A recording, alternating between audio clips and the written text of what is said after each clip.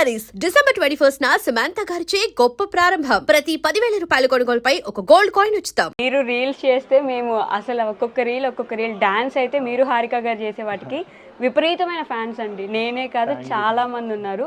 హారిక గారి గురించి ఒక మాట అయినా చెప్పించమని అడిగారు మీ ఫ్యాన్స్ నన్ను. సో అంటే ఇంకొక టాక్ కూడా ఉంది, ఆవిడ ఉంటే మీకు ఒక ధైర్యం, ఆవిడ ఉంటే మాట్లాడతారు, ఆవిడ ఉంటే డ్యాన్స్ చేస్తారు, ఆవిడ ఉంటే ఏదైనా చేస్తారని చెప్పేసి. ఎంత సపోర్టివ్ తను మీకు?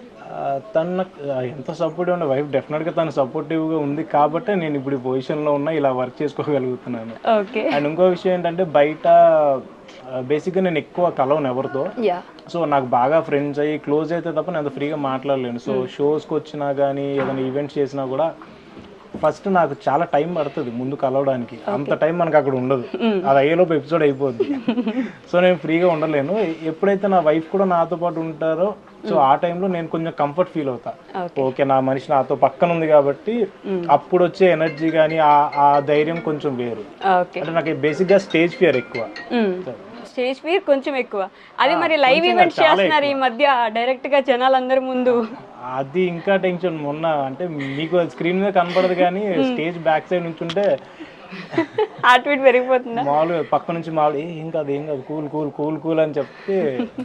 మరి జనాల్ని లైవ్ లో మీట్ అయినప్పుడు మీ మీద ఉండే అభిమానానికి వాళ్ళు ఇంకా ఎక్కువ ప్రేమ చూపిద్దాం అనుకుంటూ వచ్చేస్తుంటారు కదా, వాళ్ళని తీసుకోగలరా అంత అభిమానంతో వచ్చినప్పుడు? డెఫినెట్ గా అంత ఇష్టపడి వస్తున్నప్పుడు మాకు హ్యాపీ కదా.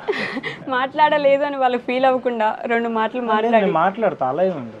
వచ్చి పలకరించినప్పుడు డెఫినెట్ గా మాట్లాడకుండా ఎలా ఉంటాను. కానీ మీ క్యారెక్టర్ విషయానికి వస్తే ప్రతి సీరియల్లో ఖచ్చితంగా కొంచెం intimate scenes, cute scenes, romantic scenes ఉంటాయి. మీరేమో ఇంట్రోవర్ట్, అసలు మాట్లాడడానికే సిగ్గుపడతారు. మీరు ఇలాంటి సీన్స్ వచ్చినప్పుడు ఎలా మేనేజ్ చేస్తారు? యాక్టింగ్ చేసేది, అదే నిజంగా ఏం చేయం కదా. యాక్టింగే, కానీ మీకు ఆ మనిషితో మీ పక్కన ఉండే కో యాక్టర్ తోటి అంత రిలేషన్ ఉండదు కదా.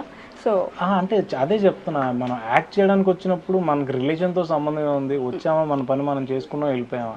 అది రొమాన్స్ సీన్ అవ్వచ్చు, ఫైట్ సీన్ అవ్వచ్చు, లేకపోతే ఎమోషన్ సీన్ అవ్వచ్చు, లేకపోతే పేరెంట్స్తో ఉన్న బాండింగ్ సీన్స్ అవ్వచ్చు, ఏదైనా సరే కట్టని తర్వాత అలా ఎవరి దారిన వాళ్ళు వెళ్ళిపోతాం. దానికి నవ్వడం ఈజీనే, ఇంకేదైనా కూడా ఈజీనే. ఏడవాల్సి వస్తుంది చూడండి, అలాంటి సీన్స్ ఎలా మేనేజ్ చేస్తారు? బేసిక్గా ఒక్కొక్కసారి ఆటోమేటిక్గా వస్తాయి వాటర్, ఒక్కొక్కసారి రావు. అలా రాని టైంలో ఏదో గ్లిజరిన్ పెట్టడం ఏదో చేస్తాం. రాధాకృష్ణ గారు అంటే సెట్లో ఉండగా at a time 4 serials manage చేస్తున్న డైరెక్టర్స్లో ఇప్పుడు సీరియల్స్లో ఎవరు లేరు, ఓన్లీ రాధాకృష్ణ గారు. అంటే టేక్ కోసం ఫాస్ట్గా చేసేయండి అన్నం కానీ పరిగెత్తించడం కానీ ఇలా ఏమైనా చేస్తారు? ఆర్కే గారు ఉన్నప్పుడు అలా ఎప్పుడు చేయరు. ఎందుకంటే ఆయన డెఫినెట్గా అవుట్పుట్ పక్కన పెడితే ఆయనకి కంటెంట్, అది ఆయన ఏమనుకుంటున్నారో ఆ ఎమోషన్స్ అన్ని దాంట్లో వస్తున్నాయా లేదా అని డెఫినెట్గా చూసుకుంటారు. అది ఆయనకు అనుకున్న ఎమోషన్స్ అన్ని వచ్చే వరకు అది చేస్తూనే ఉంటారు. అది ఎంత టైం అని అవ్వనివ్వండి. మెయిన్ థింగ్ ఏంటంటే చాలా మంది యాక్ట్ చేసి చూపించరు, డైరెక్టర్స్ ఎప్పుడైనా చెప్తారు. కానీ ఈయనేంటంటే సీన్ టు సీన్ వచ్చి ప్రతి ఆర్టిస్ట్ నువ్వు ఇలా చేయాలరా, లేకపోతే నువ్వు ఇలా చేయాలి అది అని చెప్పి ఆయన చేసి చూపిస్తారు. ఫస్ట్ సీన్ ఆయన చేసి చూపిస్తారు, మాకు ఇలా ఉండాలి, ఇంత డెప్త్ ఉండాలి, ఎమోషన్ ఉంటే, లేకపోతే ఫన్నీ ఉంటే ఇంతలా చేయాలని చెప్పి ముందు ఆయన చేసి చూపిస్తారు. బోయపాటి గారు లాగా ఆయన కూడా ప్రతి సీన్ ఆయనే చేసుకుని చూపిస్తూ ఉంటారు. సో రాధాకృష్ణ మాకు ఈజీ అవుతుంది. అంటే ఓ డైరెక్టర్ గారు ఇలా కావాలనుకుంటున్నారా అని, సో ఆయన చెప్పిన మాడ్యులేషన్ మేము చెప్పేస్తాం. సో అది ఇంకా ఈజీ అవుతుంది. ఓకే. అలా ఎప్పుడైనా డైరెక్టర్స్ అర్థం చేసుకోవడానికి ఇబ్బంది పడ్డారా? లైక్ వాళ్ళు కోరుకునేది ఒకటి ఉంటుంది, మనం చేసేది ఒకటి ఉంటుంది, ఆ గ్యాప్ ఉంటుంది కదా.